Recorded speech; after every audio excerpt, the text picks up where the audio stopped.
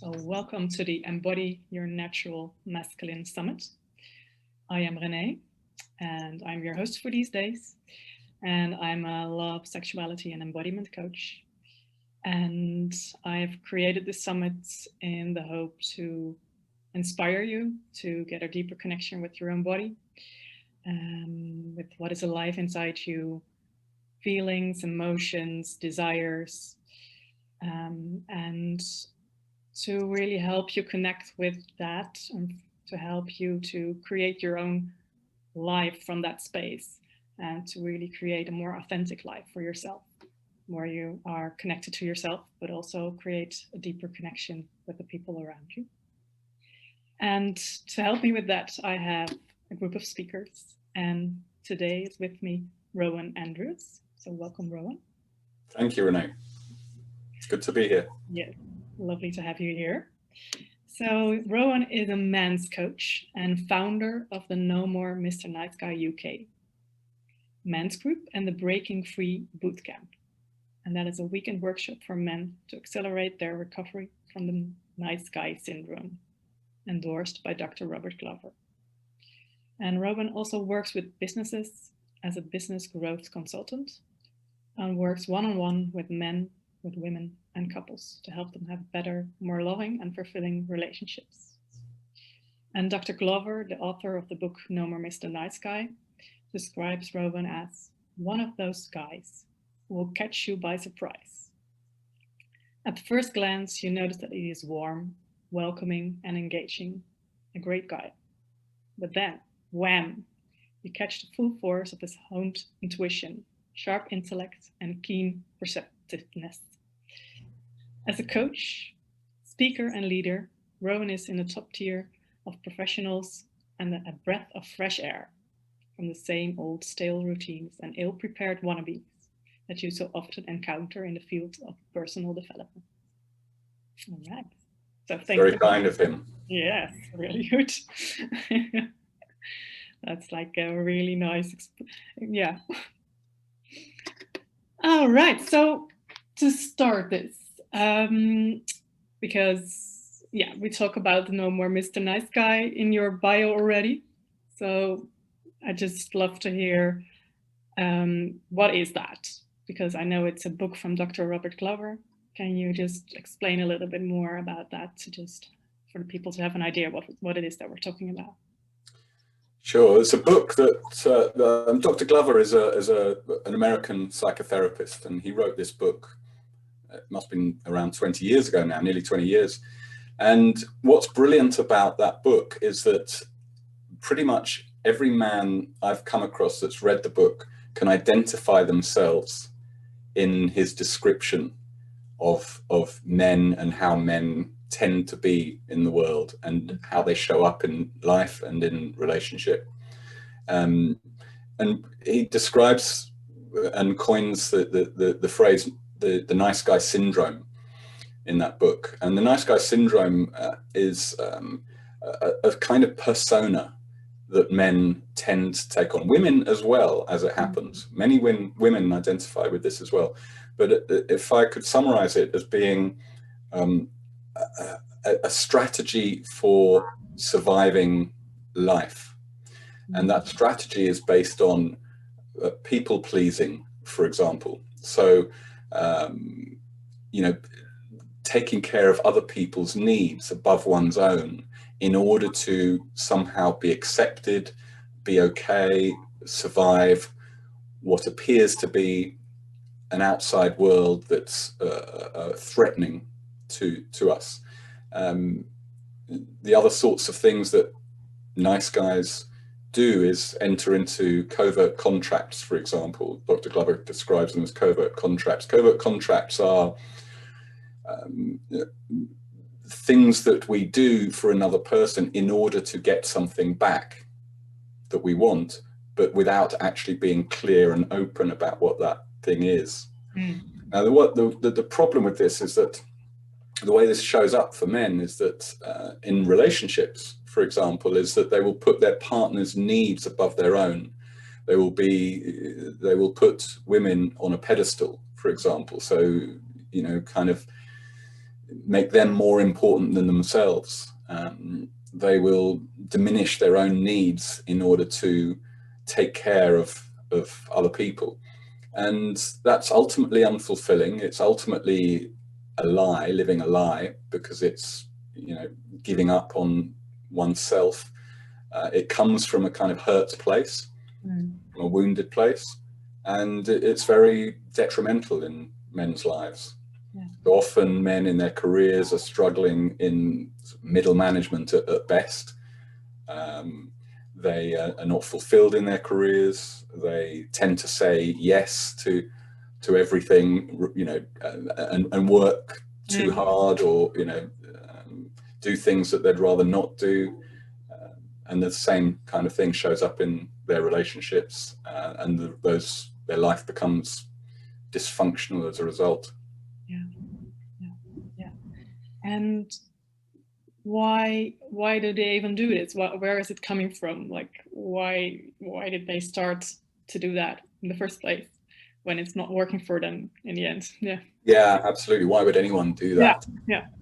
Well, it comes from a kind of conditioned past. So they've had to, you know, they've perhaps had experiences, traumatic experiences, or what we might call traumatic experiences in their lives. Abusive parents, for example, whether that's verbal or physical, or oftentimes not particularly abusive, but have had experiences in their lives where they have received the message about themselves that they are not enough, they're not good enough in some way, and have, as a strategy to survive that, because that's actually mortally threatening for a child, for example, to believe that they are not enough. They may be rejected by people and therefore, you know, not survive. Yeah, if you're a child who are rejected by your parents, you don't get food, and you don't have potentially shelter. Yeah, exactly. Yeah. Exactly. So in order to overcome that or survive that, then they adopt a sort of personality traits that they think are going to help them overcome that. And they do, to an extent, but after a while they become dysfunctional and completely unfulfilling. You know, it's like, if I can give you an example of being a chameleon. So in different social circles, in different contexts, they will have different kinds of persona. So they can never really be themselves.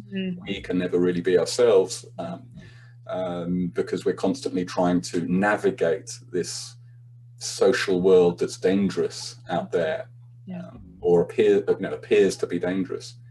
And so it's ultimately unfulfilling. So you're constantly navigating and adjusting yourself to what is that this environment is asking for me, and how to conform to that. Exactly. There's a wonderful character, a comedy character, and I think we can all probably recognize these characters, particularly in comedy, where it tends to be exacerbated. And there's a show in the UK called Peep Show. It's about nearly 20 years old itself, but it's very funny. And both of the characters are real, kind of two flatmates, like in their 30s or something, and they are constantly doing things to please other people, never speaking their truth, and they get into all sorts of difficult situations that tend to unravel and be exposed at the end. And it's very funny, but they've kind of classically summed up so many of the nice guy traits in that show. And they kind of take the piss out of it beautifully. Exactly.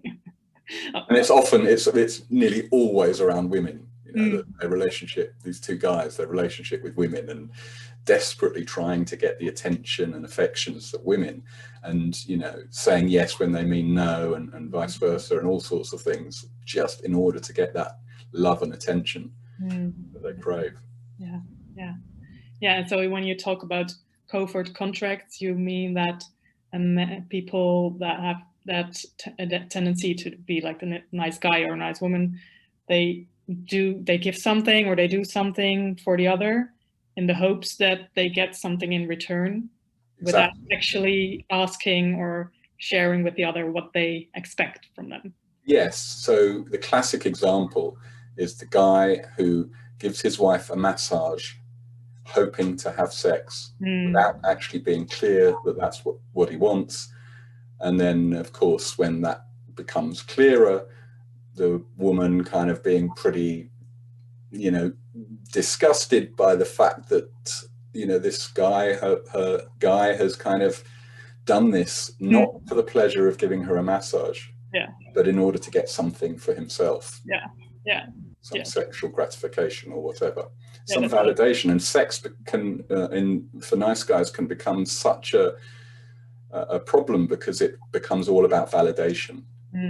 If you give me sex, then and have sex with me, then I'll be okay. And it's not a fulfilling way to have sex and to connect with a partner, but that's often the way that sex shows up for the nice guy. I'll have to go deeper into that later.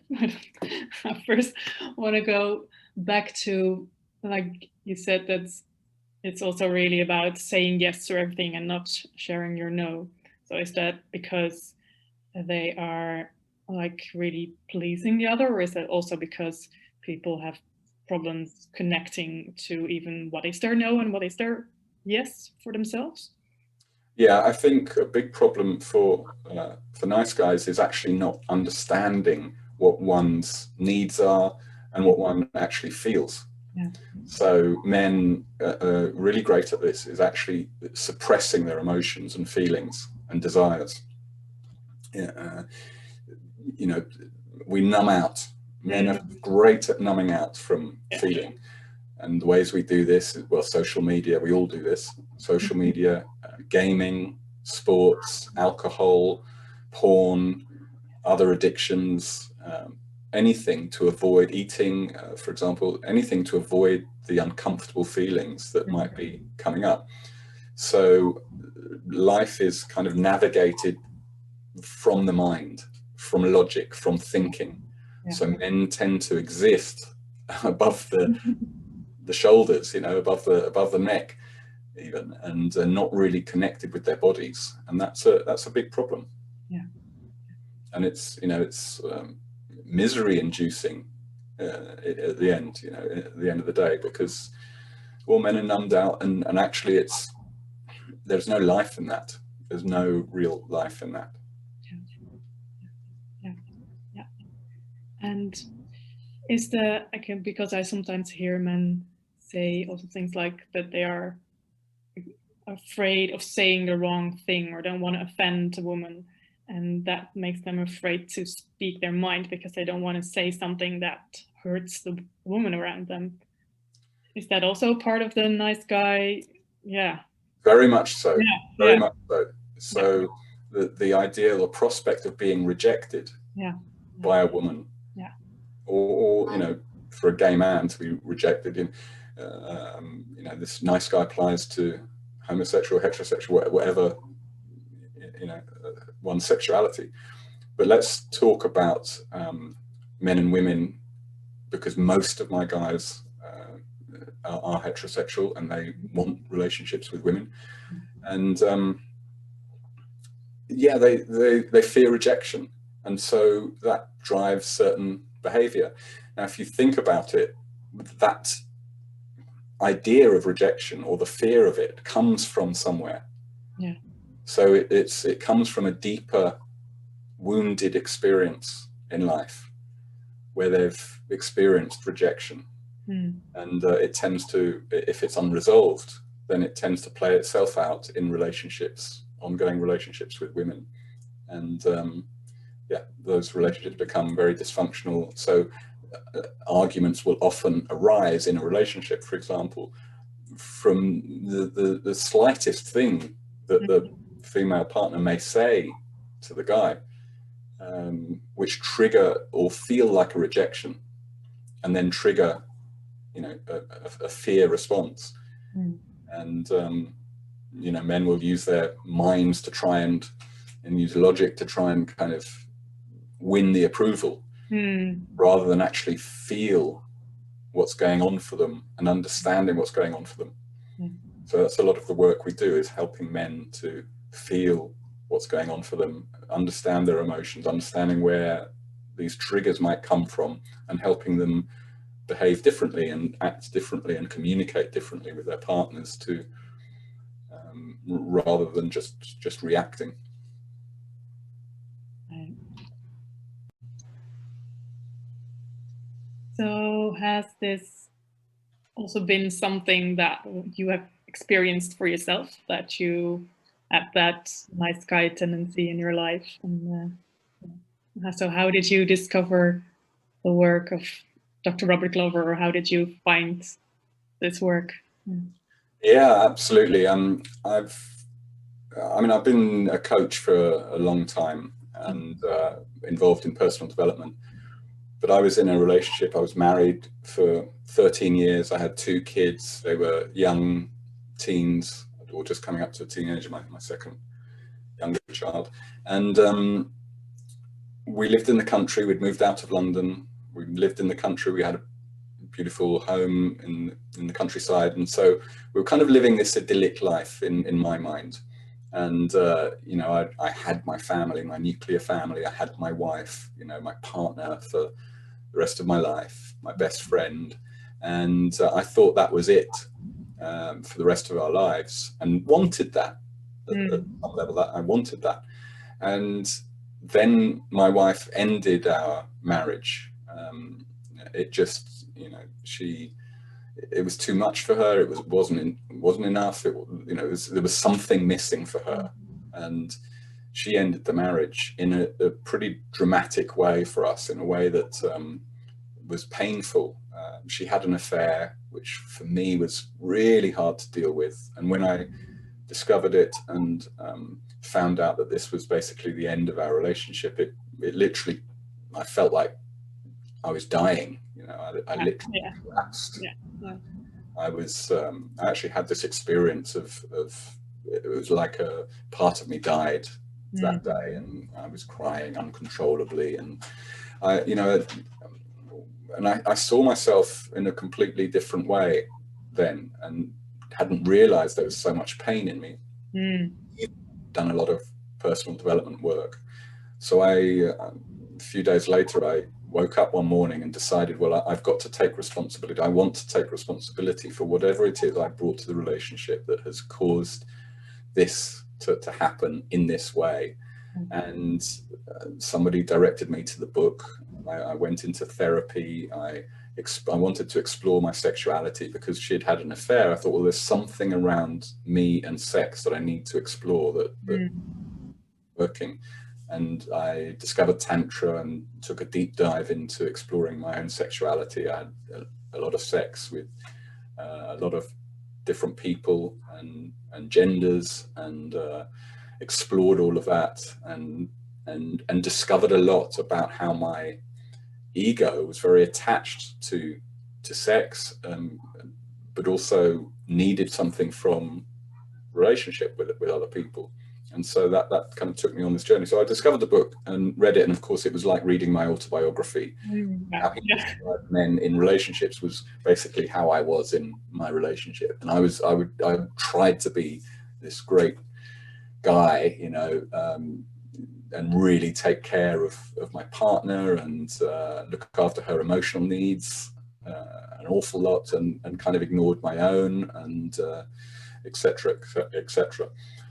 And ultimately that didn't work. It was disconnecting ultimately. And, you know, I couldn't deal with the idea of our relationship ending. You know, now I could have a conversation with a partner and actually talk about ending our relationship if we felt it wasn't growthful for us anymore. So, and that feels like a million miles away from where I was back then. So that was my journey. I read the book. I went to work with Dr. Glover.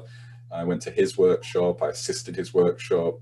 He certified me as a coach. I set up the group. That's now 4 years ago. I set it up. It's a meetup group, and 6 men came to the first group I set up.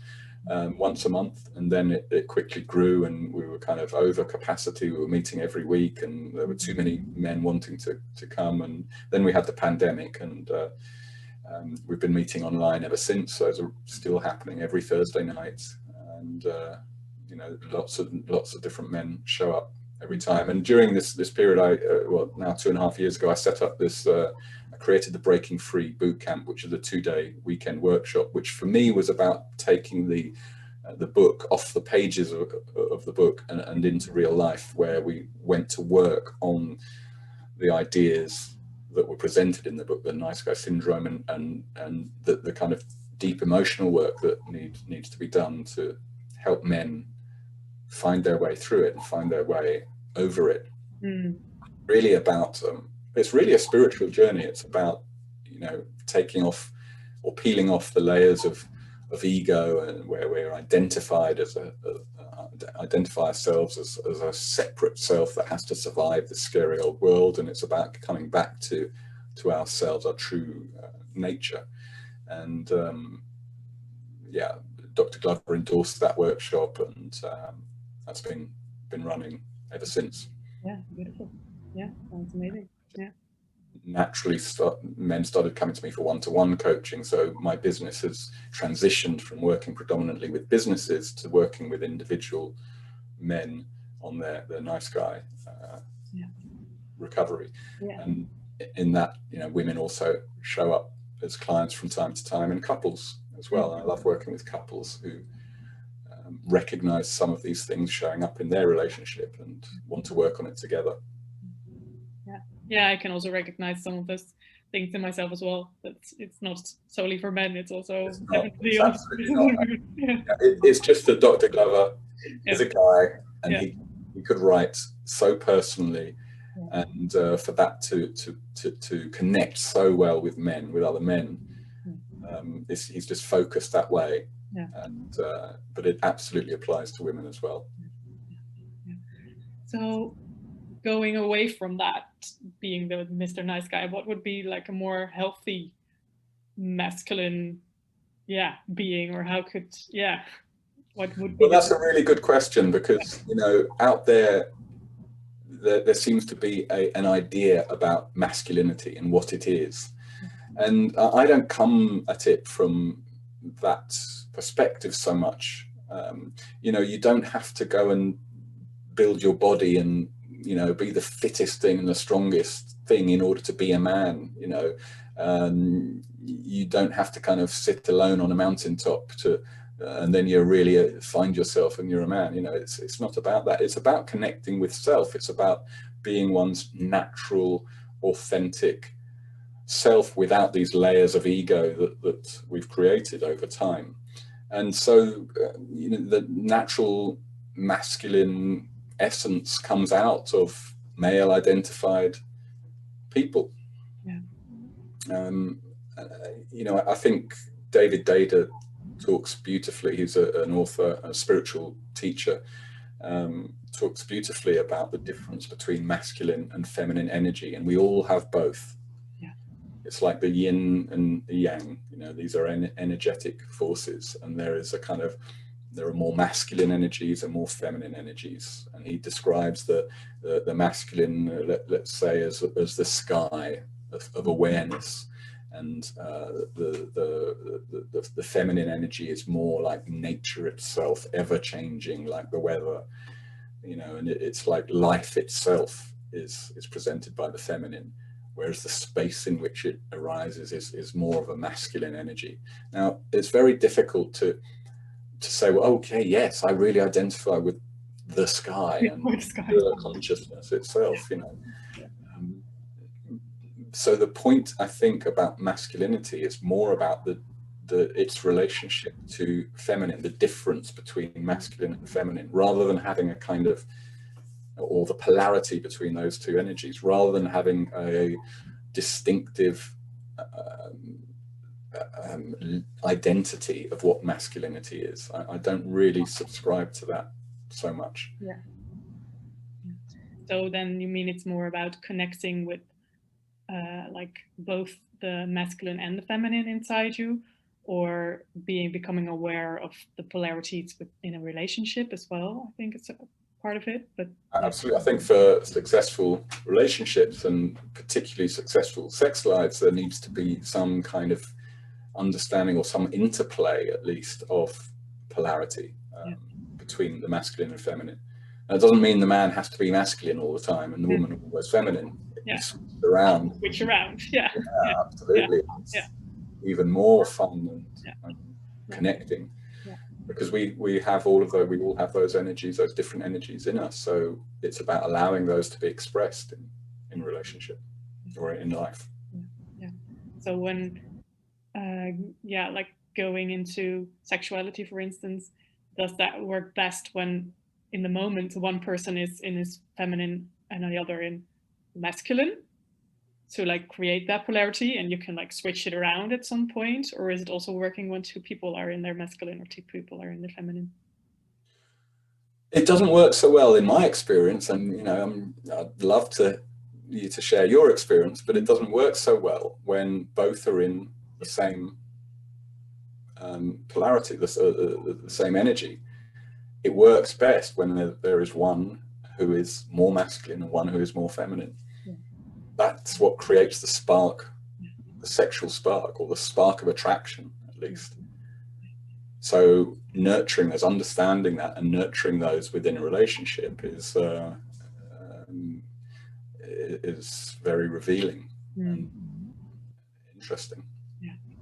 No, I agree with you. I think it works best when there is that polarity in the situation, and it can still shift in the time frame. But I can see you've got some images in your mind. I got some things popping up. I won't ask about what those are, but well, they seem to be exciting you.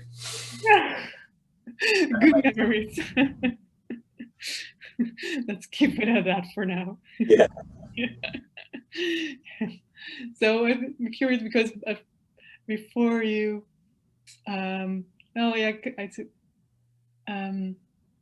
you talked about like when a man wants sex, they sometimes go via a massage, and then the woman feels like that doesn't feel good, because I experienced that not that long ago. Sometimes I can really relate to that one, like, this really feels yucky, and this is not how I want to continue into anything.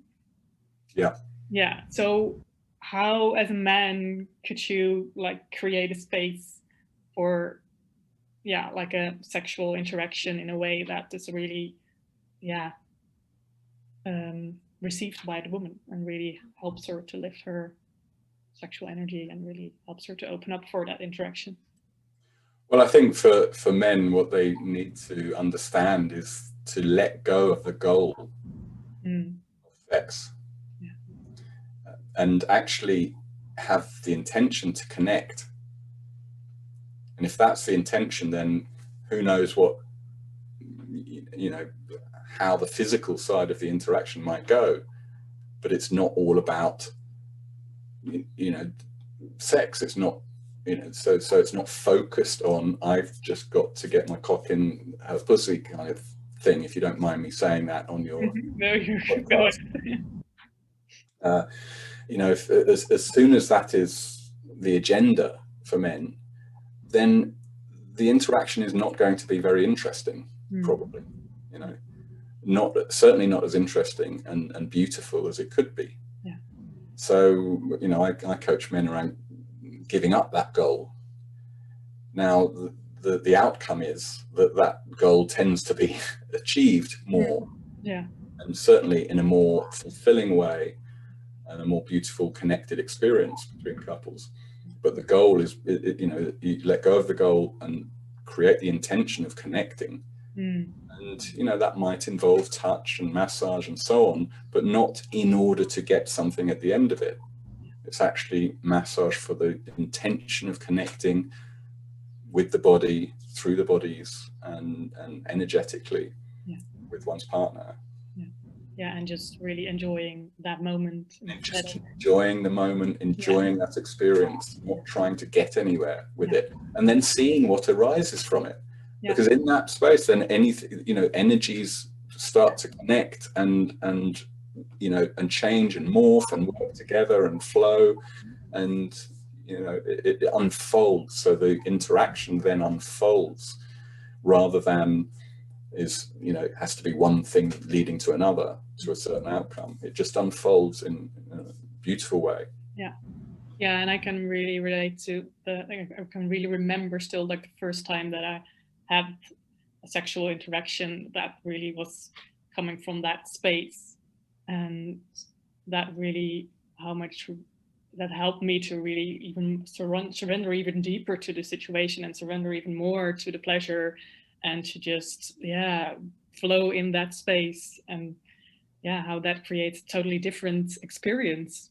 Right, and actually for the masculine to witness the feminine really surrender into her beauty, her essence, her goddess, if you want to kind of put a label on it, but it's literally her divine essence.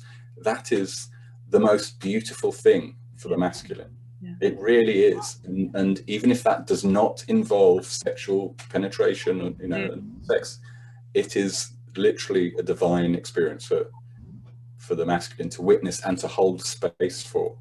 Yeah, yeah, yeah, yeah. And I think also like the impact on women is also quite big, to really experience that, like the having that safe container where there is no pushing, and everything is allowed, everything is, yeah, it's possible.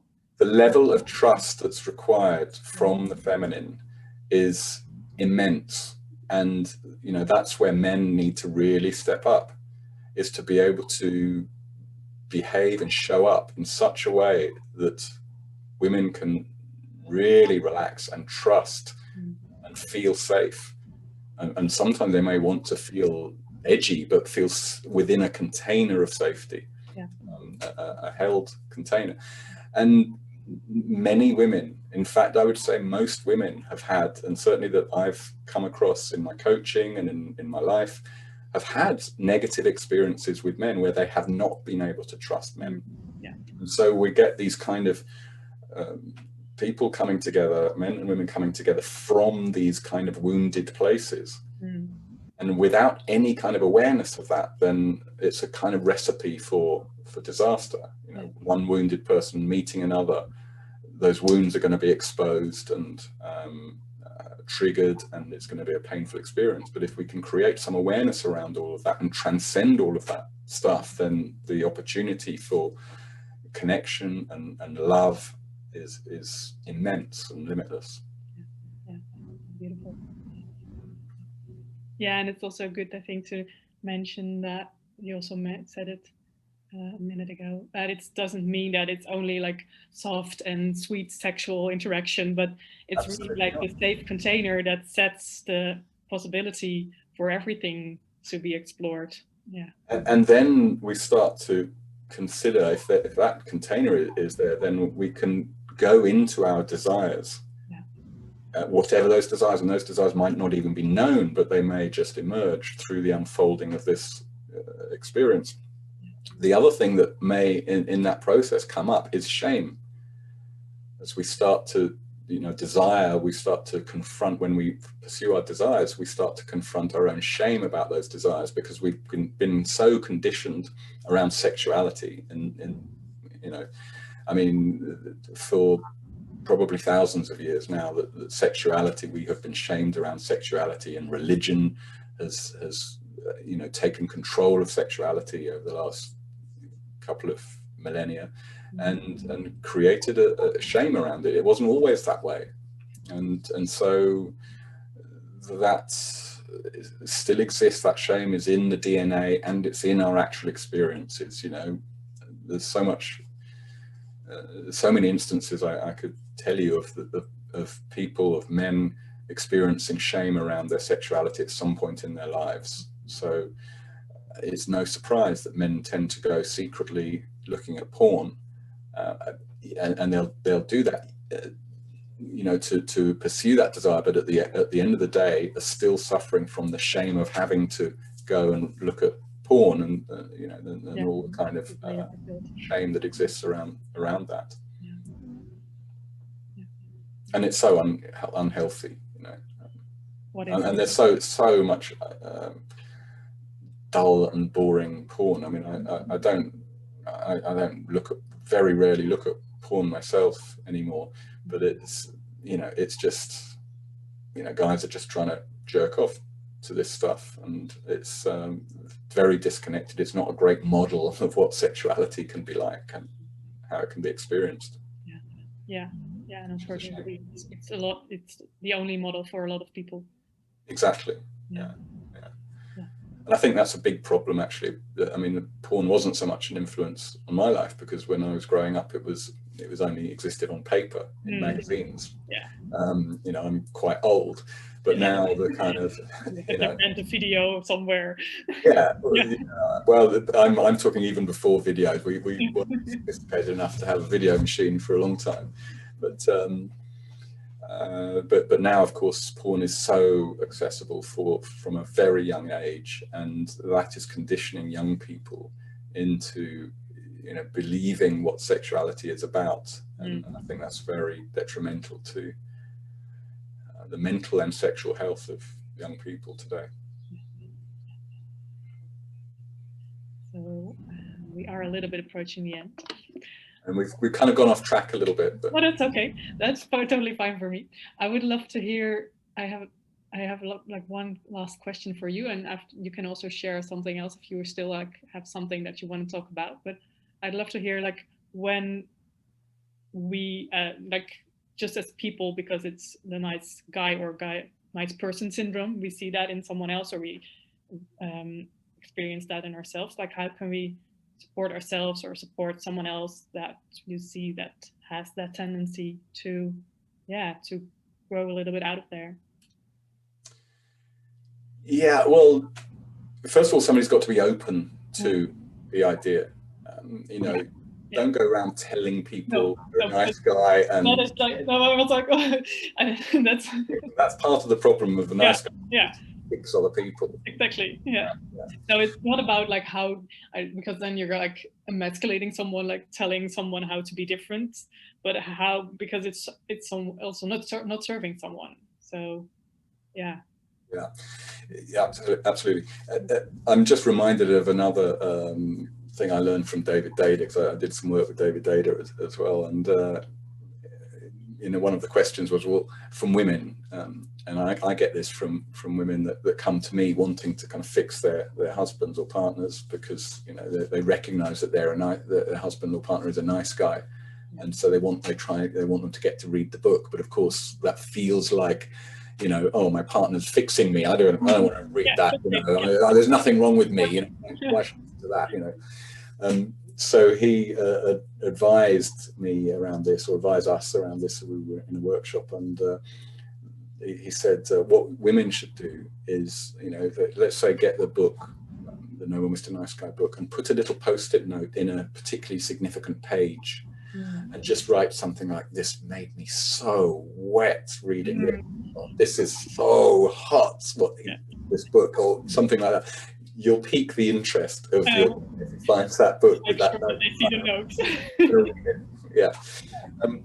But seriously, you know, I think there is a serious point in that, but also, yeah, you know, we've got to allow people to make their own decision, and really the best way is when the men are most engaged in the work that I do in this group, when they come there themselves of their own volition, when they come to some realization that their life is not working the way it's going at the moment, and they cannot see why or what the answer is. And for men to know that there is a group of men out there is, well, first of all, it's terrifying for many men. So they come to the group and they're very nervous of coming to the group for the first time, but they very soon relax, because they hear other men sharing about their lives, and they immediately can relate to that.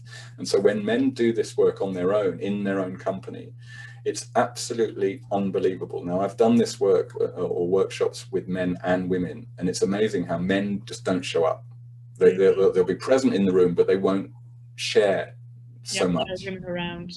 Yeah, they'll be trying to impress or whatever, or just keep quiet and kind of check it all out. And the women will be sharing themselves completely, and we'll be very happy to do that. Men won't be in the company of women, but when men get together on their own, it's incredible how they really get focused and they really share and they really do the work with each other. And the camaraderie, the connection between men is actually very healing, because most men have had very negative experiences from being in the company of other men. Either because they had an absent father, or a poor relationship with their father, or an abusive father, or experiences at school, or whatever it is. There's this kind of anxiety around connecting with other men, and at best, men can go to the pub and talk about the football, but never really talk about themselves or about their feelings and emotions and so on.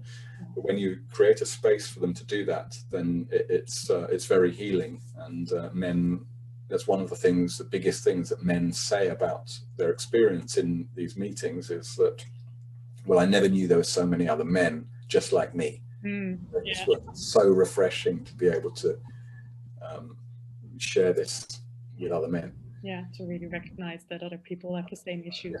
And to recognize that I'm not alone in this. Because men, we tend to operate as kind of lone wolves, where we have to do everything on our own. And that's not the truth. Yeah, and it can be really healing and supporting to find that group of people around you that can support you in that. Yeah. Exactly. Yeah. So I think that goes beautiful into your free giveaway, because that was also around a free group when I.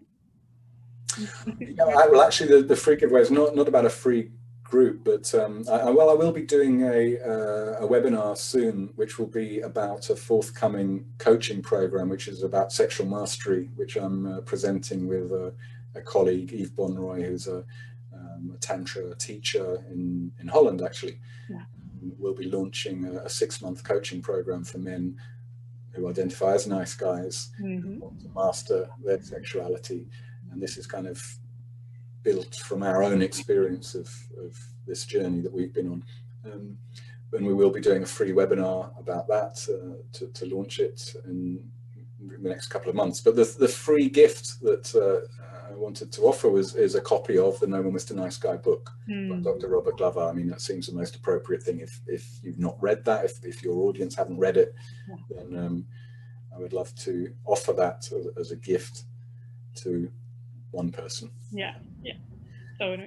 And certainly recommend it to everybody, all your audience, to read, men or women for that matter.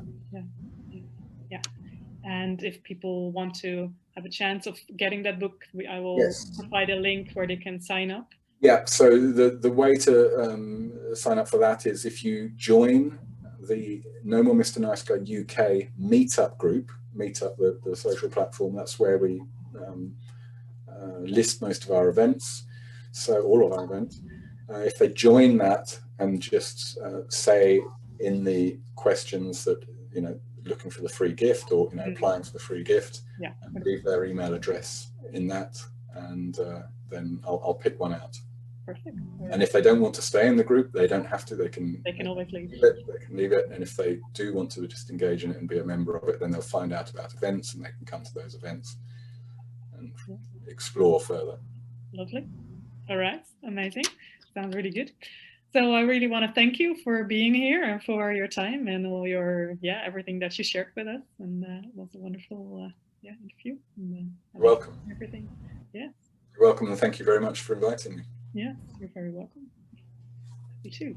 All right. So, and thank you for everyone who is watching, and watch all the other interviews as well, and check out Rowan's free gift. And